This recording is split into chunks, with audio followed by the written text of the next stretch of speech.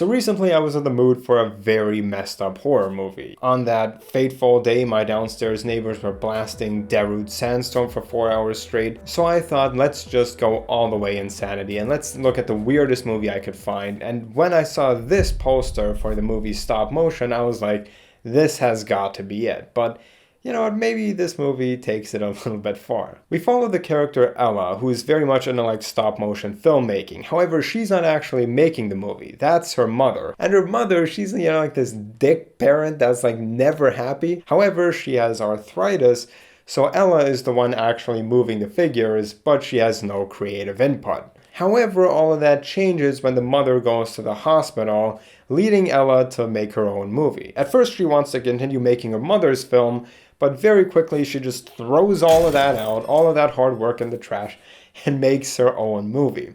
Why does she make this own movie? Well, there's this random girl that appears, and I don't even think that she has a name, and she kind of just appears in her life and tells her to make the horror movie. And what is the most normal reaction here?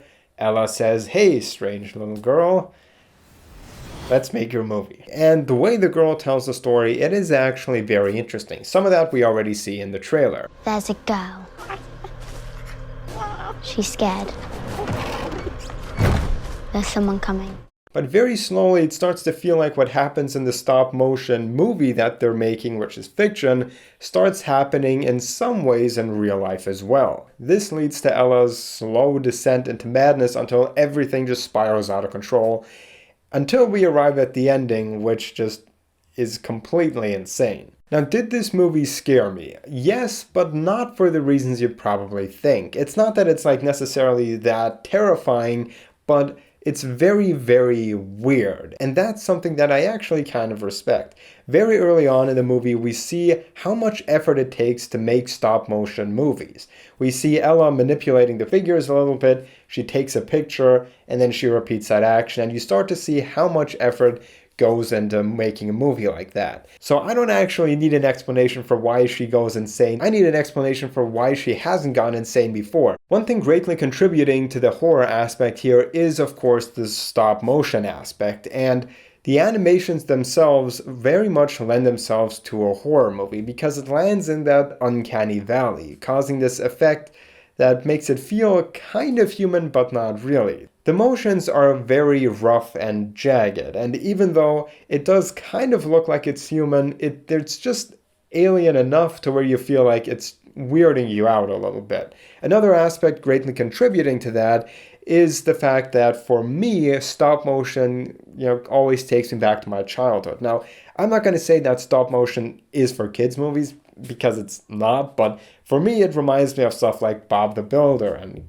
Gumby and Paranorman and stuff like that. And then you see something that's being taken from your childhood and it's being turned into this really strange horror movie, and it causes this very uneasy feeling in you. The characters also look horrific. I mean, they look like they've been in horrible accidents. Not the human ones, I'm of course talking about the stop motion figures. They already look strange enough in the beginning with the mother's character, but that's not even the one that we're really following. I'm talking about the little girl that Ella sculpts. And it looks so gross. First of all, this thing looks like she just looks like a tumor. She has no real eyes. She doesn't have a real face. She looks like she's made out of duck fat. It's a very strange look. But that's not even the strangest one. And at some point they use real meat for the stop motion characters. And that's just gotta start smelling after a while. Now, throughout the movie, we slowly see Ella going more and more insane. When she starts making the film, she's not actually making this creepy movie. She wants to start doing it, but then passes out. And when she comes back to,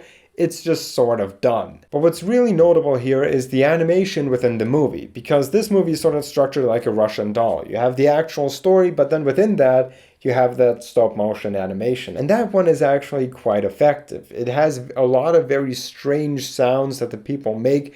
The characters look very deformed, but they look kind of organic, kind of human, and that part really leaves you wanting more. Now, later on in the movie, we actually get this weird blending of the stop motion with the real life. Like there's one part in the story where Ella is in her bed, and that creepy little doll walks up to her and cuts into her flesh. There's no explanation for any of that. It just happens. And that's one aspect that you really have to get used to with this movie. Not just with this movie, but with this type of movie. This is not really a commercial film, but it's very much an independent, artsy film. So there's going to be some stuff happening here where you're going to need a lot of suspension of disbelief. It will just present you with something and you just have to be like, okay. This leads me to the reviews of the movie. You have a lot of people giving it good reviews and then others saying that it's the worst thing in the world. Of course, the internet being the internet, it's going to be people saying that it's the best thing and other people saying that it gave them cancer. Now, I will say that some of the harsh reviews are very out there. This is the worst movie I've ever seen. Is it really? Really? I mean, if this is the worst movie that you've ever seen, you must live inside of a rainbow. Dude, have you ever seen Manos, Hands of Faith? Having been to like smaller film festivals, I've seen other people's first movies. And guys, come on, like first time independent low budget horror movies, I don't need to tell you what we usually get here. There was one film in particular that I remember that involved the artist's feces on the screen. And as the audience, you kind of just have to sit there and at the end you go like,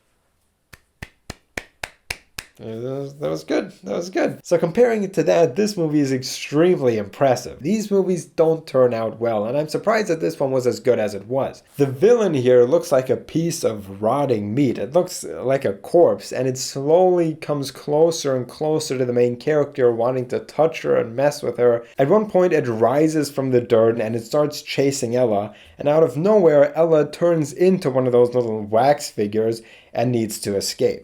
Once again, it's not explained, you just have to accept it. That blending of these stop motion animations with real life action, that is something where I have to say, I don't think I've ever seen anything like that before. Ella's insanity is really driven by her need to complete this film. But since you can tell that, it's basically something that's happening to her, she tries changing the story and wants to make the main character succeed and win and escape, but the little girl tells her that that's not the way it works.